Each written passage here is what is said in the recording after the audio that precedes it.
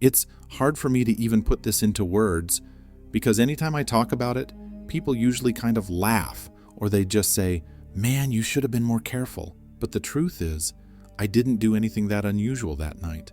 And that's the part that really shakes me up when I think about it. Because it could have happened to anyone, and for me, it happened in this really ordinary stretch of life where nothing exciting was going on at all.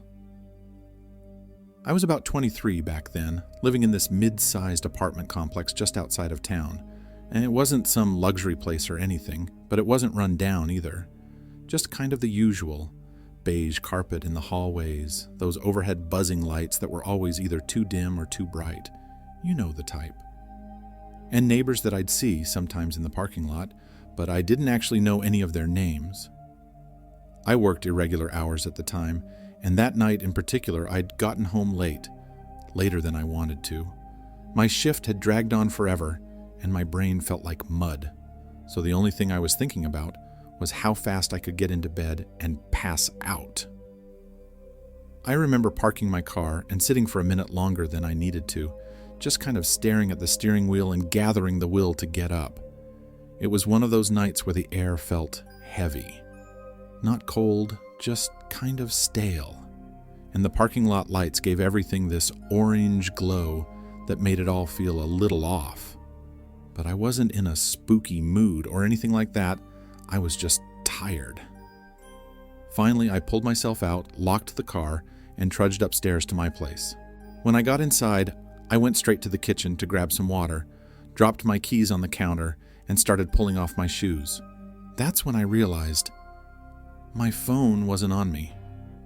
At first, I thought maybe it had slipped into one of my bags, but when I checked the counter, checked my pockets, nothing. I got that sinking feeling in my stomach because I knew exactly where it was. It had to be in the car. I've got this bad habit of setting it down on the passenger seat or in that little cup holder when I drive home, and then forgetting to grab it. It's not the first time it's happened. I was annoyed, but not enough to really think twice about it. I'd only just come in, I hadn't locked the deadbolt yet, so I figured I'd just go right back down, grab it, and be back inside in under a minute. That's exactly what I did. I pulled my shoes halfway back on, didn't even bother tying them, and went right back out the door. Now, this is the part that still eats at me, because I swear it couldn't have been more than 60 seconds, maybe less, that I was gone. I jogged down the stairs, unlocked the car, grabbed my phone from the seat, and went right back up. The hallway was empty, just like before. I didn't see a soul. I didn't hear anyone. When I got back inside, I closed the door behind me, but, and this is the crucial part, I didn't lock it. I remember thinking, I'll do it in a second, because I was already peeling my shoes off again and setting the phone down on the couch. It was one of those lazy little mistakes that you don't even realize you're making in the moment. I went to brush my teeth before bed, lights on in the bathroom. Everything else dim. I had the electric toothbrush buzzing in my mouth, so when I first thought I heard something, I wasn't sure if it was coming from inside or if it was a neighbor thumping around. It was this faint noise, like a shuffle or a floor creak. I froze for a second, toothbrush still buzzing, foam in my mouth, and I tilted my head. Nothing else, just silence. So I shrugged it off, rinsed out, shut off the bathroom light, and headed for my bedroom. That's when I heard it again, clearer this time, like footsteps, slow ones, on the carpet just outside the hallway. At first I told myself I was overtired, my ears playing tricks, but then I stepped out and glanced toward the living room. And I swear to God I saw a shadow move. I can't even explain the feeling in that moment. It was like my chest dropped into my stomach, and all the air in me turned to ice. Because my brain instantly put the pieces together, the unlocked door, the 60 seconds I'd been gone, and the fact that now someone was in my place.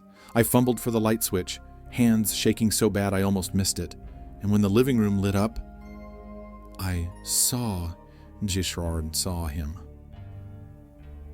There was a man, not standing there waiting for me or anything like that, but walking, calm as you like, straight toward my front door.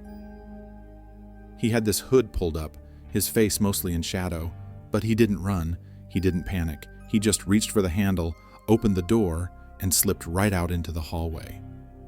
I just stood there, completely paralyzed. It wasn't until the door clicked shut behind him that I realized I'd been holding my breath. I rushed over and slammed the deadbolt shut so hard it stung my hand. My mind was spinning, trying to process what had just happened.